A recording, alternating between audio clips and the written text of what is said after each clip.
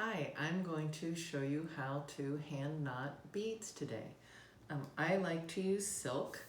It comes on little cards like this at your local bead shop.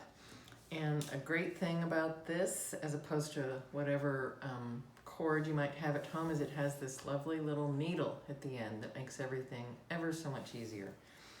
So I start this little piece here and I've already put an ender on it. And you can do that very simply, either a bead tip or just knot it onto a jump ring, and then you just string your, I'm going to use a big pearl in this instance on here. I know there are tools to use, but I just use my fingers. I just do an overhand knot and pull it through and put my finger on the bead and hit the knot. I'll show again.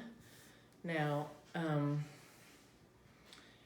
another way to do this is with two pieces of cord, and then you can just tie a knot, but I don't like that method as well.